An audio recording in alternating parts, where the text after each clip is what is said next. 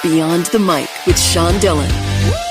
We're joined on the Starline by an actress, graduate of the Hartt School of Music. You've seen her on Disney Cruise Lines, at Tokyo Disney, and theaters around the world. She's currently part of the national tour of the Addams Family playing Morticia. We welcome Renee Kathleen Koher. Hello.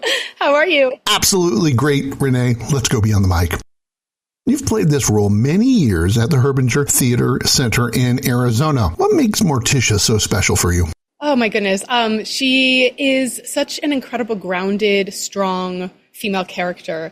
And I think that's a really important thing nowadays, especially in musical theater, is to find a character that really, truly knows what she wants, and she takes care of her family, and she loves her children, and she has such passion for everything she does. And I think that's just an important thing to be able to show audiences, is those very strong, grounded women nowadays. I love it. Incredible actresses Carolyn, Bebe, Catherine, Anjelica all made special touches on this role.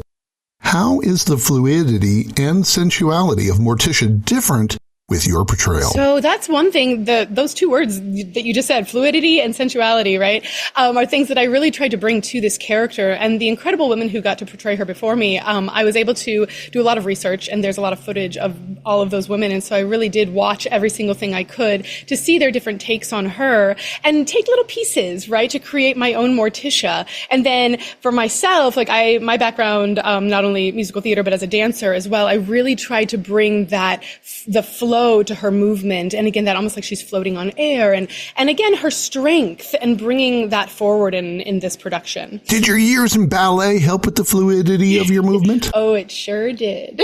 Absolutely. I spent my entire life basically training in ballet, and so I really do think that training really helped with her movement, because it really is very specific and very detailed, but very subtle at the same time. So the ability to control your movements and your body, especially in musical theater, but specifically in this role, I think is a very important aspect of the character. Now, I'm going to ask you to pick your favorite child. Is this show your favorite one you've done before? And if so, why? No, honestly, this is probably in my top three, I would say. Mary Poppins, Morticia, and then I love playing Lily, Catherine, and Kiss Me Kate. So those are kind of my top three favorite roles, and she's right up there. Again, getting to create this character, and she's such an iconic character, and I guess Mary Poppins is too. They have the honor to play two very iconic women. But this one is very specific again, and I love the macabre that Morticia brings, in this specific role in this show. And I think that that's a really fun thing to get to play. She's very different than a lot of roles I've played, because she is very somber and very, like I said, very controlled within her body and in herself. And so doing that role versus some of the other more comedic roles that I played, or the little more boisterous characters that I've played, this has been such a fun challenge for me to really dial it in and pull it back and make her presence be enough in in the role, because she is. And Gomez is kind of more the comedic clownish character, where she just has to be very subtle and very, very contained in so many ways. And for me, that was a big challenge that I really enjoyed diving into. Renee Kathleen Koher joins us from the national tour of the Addams Family, and it's time for the Rocking 8 random questions. Answer with the first thing that comes to your mind. Renee, there is no pressure. What's the best memory of your hometown of LaGrange, Illinois? Oh, the pet parade when I was all the years. Every year they would close down the main highway in LaGrange, and they have this big parade where all the kids would dress up and bring their pets. And so I used to do the pet parade when I was a little girl and walk down the road with my animals. Which do you prefer more, ballet, jazz, or tap? Ballet, hands down. Fundamental, core, everything you need to know, basics, the base of all dance, ballet. When did you start ballet? When I was 3. Wow. 3 years old. Absolutely. You spent many years as an aerial artist. What's the one thing people can never understand about the difficulty of being an aerial artist? I think the actual strength that it takes in your two hands to really do everything you have to do in aerial arts, because you make it look so effortless and so graceful. The idea that, oh my gosh, I'm literally holding myself up by my 10 fingers, that's something I think people don't really understand until they get on the apparatus and feel it themselves and go, oh, that's how that works. Yeah, that'll hurt. If you could speak another language that isn't French, Japanese, or Russian, what would you learn next? Spanish, because I don't know how I have never learned Spanish. It seems I'm like learning it now on Duolingo, because it's something I never did. Wow. I know. Crazy, right? Russian, Japanese, a little bit of Thai, French. Like, where did Spanish get dropped off? I don't know. What's the best thing about your dog, Charlie? Oh, his beautiful, adorable face and the fact that he feels everyone's emotions and really can tune in. And he knows if you're upset and will come and comfort you, or he knows if you're happy and he'll play. Like, he is a very good emotional support dog, even though he's not. Now, the last Buffalo Bills game you saw in person was when? Ooh. Oh my gosh. You know what? I don't think I've ever seen them in person. I've only watched them on television. Wow, shocking, since you've been such a huge fan and never seen a game live? No, but I was going to try a couple years ago, and then it just kind of all fell through. So I have not yet seen them in person. If anybody wants to help me out there, that'd be great. Hey, Bills, call her. Please. Best musical you've seen, but haven't been a part of yet. Ooh, best musical I've seen, but not yet been a part. Oh my goodness. Death Becomes Her. I just saw it in New York on Broadway. It's my new dream show. And yes, and that show is unbelievable. It's so fun, so funny. The talent blew my mind. So that's my new dream role. If I could make you the boss of Broadway with powers that could change Broadway forever, what's the one thing you're changing? This might be an unpopular opinion, but I would make tickets more affordable for anyone and everyone to come and experience a Broadway show, because I do think that is a very difficult thing right now, is sometimes the pricing isn't conducive to everybody's pocketbooks. And so I think I would like to make it more accessible to anybody, and especially children, because I think it's important for children to see it. Renee Kathleen Koher from the Addams Family National Tour joins us beyond the mic. I love this. This is amazing. Who inspired you on this career path? My grandmother. Absolutely. When I was very little, she was the singer of the family, and we would drive around the back roads of Indiana and sing together in her car with her little 8 tracks that she would put in. And I think she really was the one who inspired me to be a singer and to follow that passion. And then also I had a dear friend growing up. Her name was Julie. And unfortunately, she passed away at a very young age. And I promised her that I would continue to do this because she couldn't. And so that was another person. And I think she was the one who really inspired me to get into musical theater, not just be a singer, but to get into musical theater and be a singer and a dancer and do the whole thing. And that's where I fell in love with musicals, was because of Julie. Who is the one teacher who helped you the most? I would say Mr. S. Kreis. He was my kindergarten and first grade teacher, and he was the one who put me in my very first play. I did The Little Red Hen, and I still have the little beak in a frame. And he absolutely, hands down, I think was one of the most incredible humans and best teachers that I've ever had. So him. What's the hardest thing about maintaining a relationship? You're on the road. You're in a new city every day. How hard is it to maintain a relationship while not even knowing what city you're in sometimes? I think, until you find the right partner, it is a very difficult thing to do, because a lot of times the person who's left behind is the one who's in their everyday life, the normal, and they're sitting there while you're off on all these amazing adventures, and you're doing all these crazy things with new friends and new people that they don't maybe necessarily know. And so I think that can be a challenge. And so finding the right partner who understands, and I've been very lucky to have done that, someone who is in this business and was on the road for a long time themselves, and they know what this tour life is about, and they know what this industry is about, and they've been extremely supportive throughout the entire process and of me being on the road, and have been able to come out and see the shows when they can, but also just, again, maintain the things that I need and versus what they need as well. And I think that's the biggest thing in any relationship, if you're in this business, is maintaining open communication and making sure that each partner is getting what they need in the moment during the tour or whatever, the contract, whatever it is you're doing. But communication is such a huge part. And if you're feeling like you're not getting what you need to vocalize that and say, hey, these are the things that I need while you're away, or hey, while I'm on tour, these are the things I need from you. And can we find a common ground in being able to maintain this relationship? Because it is very challenging. Absolutely. Any relationship is challenging. And then you put a big ol' I'm out of town for a year, that's gonna cause a challenge. But communication is key. You've done several shows multiple times. Mary Poppins, Best Little Whorehouse in Texas, and now The Addams Family. What makes a show easy to go back to? The excitement of having a whole new cast and crew and a different take on the role and having a different eyes on it, right? Our director, I have all of those shows that you mentioned have never been the same director. So they, hadn't seen the production I'd done in the past. And so they bring a whole fresh new look and a fresh new vision and a fresh new eye to the role that you're doing. So I came in with what my Morticia, what I've created, but she's morphed because of my director and because of the cast members, and they're giving me different things. And so I adjust my character based on what they're giving. And that's exciting to get to revisit and remount. And maybe there were some things last time that I did that I was like, that wasn't my favorite. And so now I have the chance to really rebuild her in the way that fits this show, and going in with a brand new eye on what this show is versus what the show I did last time was. That's so exciting to get to do that. Why is this cast so special for you? Oh, because they're such incredible, amazing people. Everybody in this cast is so incredibly talented, and they're so kind, and everybody has, different interests and different loves, but we're all really able to be one big family, which I think is so special, especially being on the road, because you're not only working with these people, you're living with these people.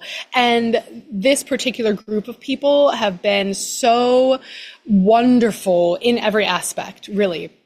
And, everybody has their little friend groups, and that's great. But when we all get together, we're able to cohabitate and have a really great time together. And I think that's really special. It's a special thing when you find people who can really get along in this environment. And that was what has happened here. So I'm really blessed.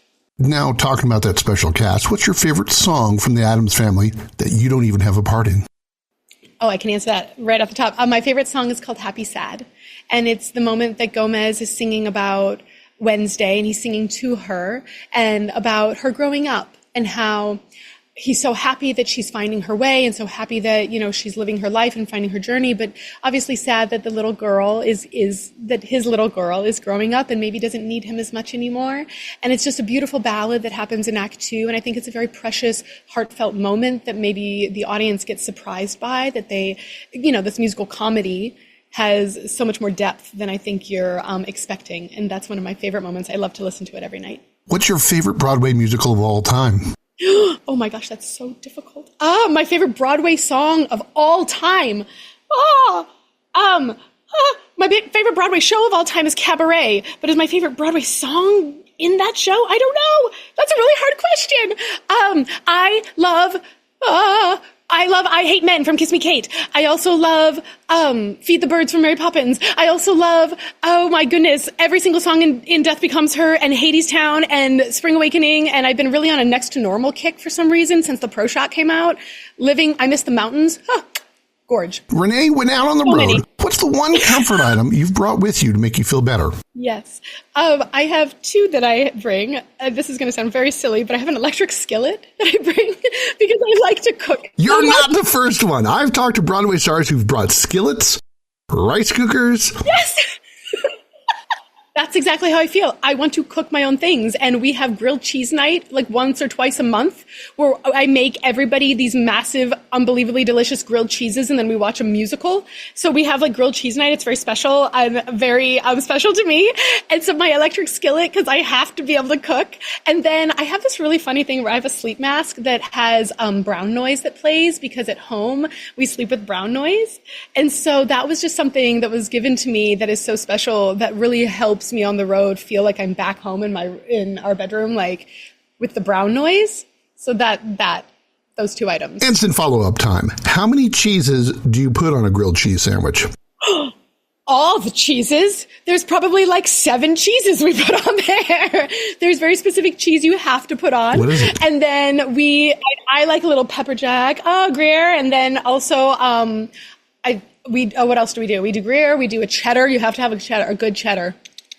Absolutely. I like to put like a pepper jack or some kind of spicy cheese on there. We've done so many different things, but usually there's at least 7 to 8 different cheeses that we put on to our grilled cheese and our grilled cheese. Oh, and then the herb butter is very important.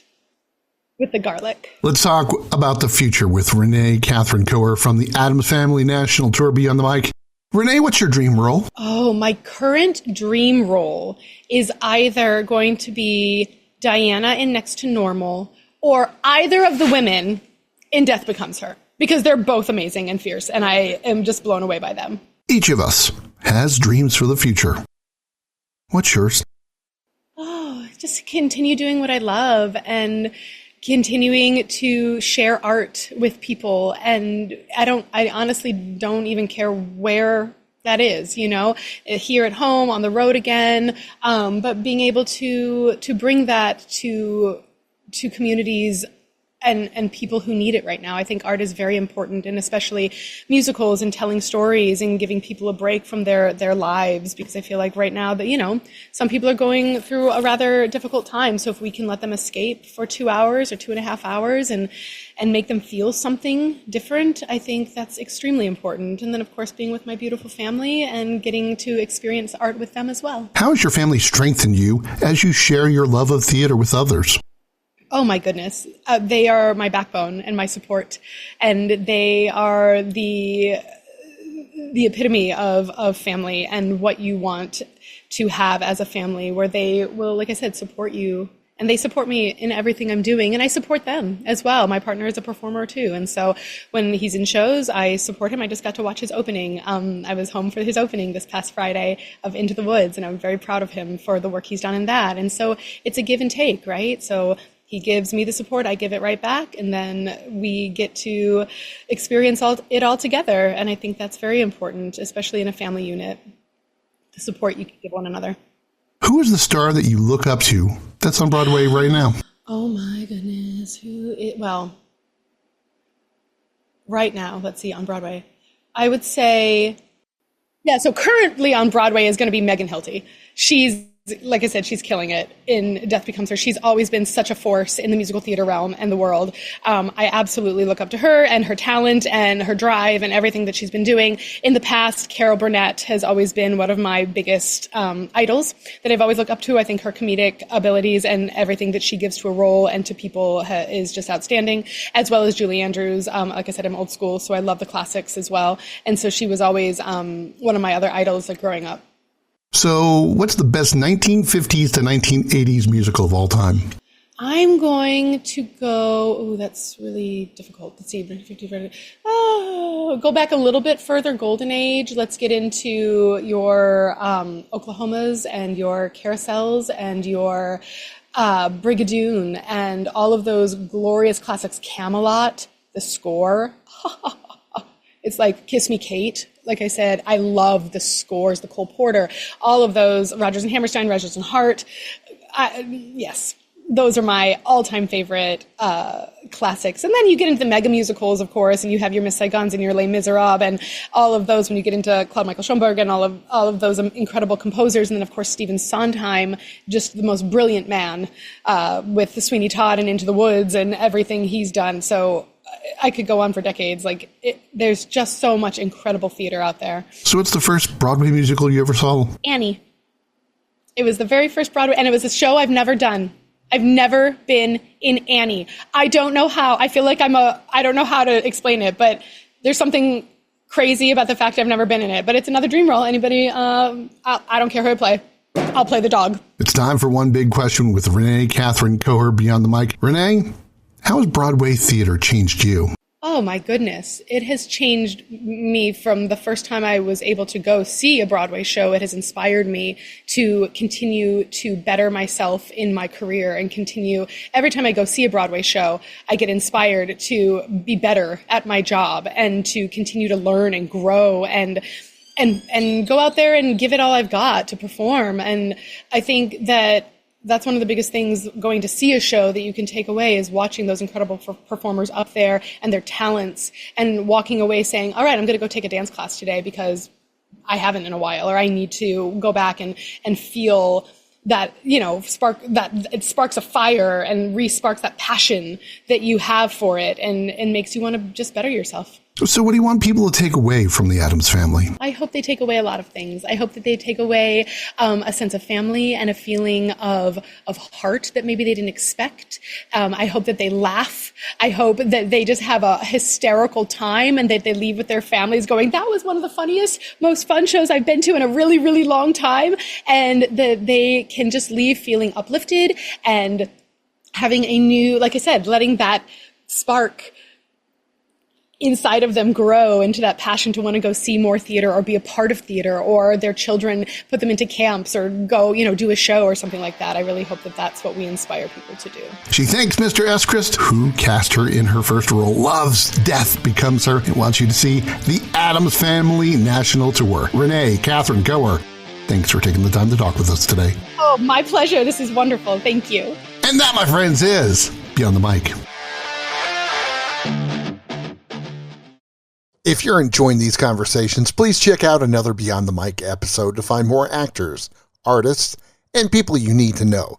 We'd also appreciate a like and subscribe on the Good Pods app.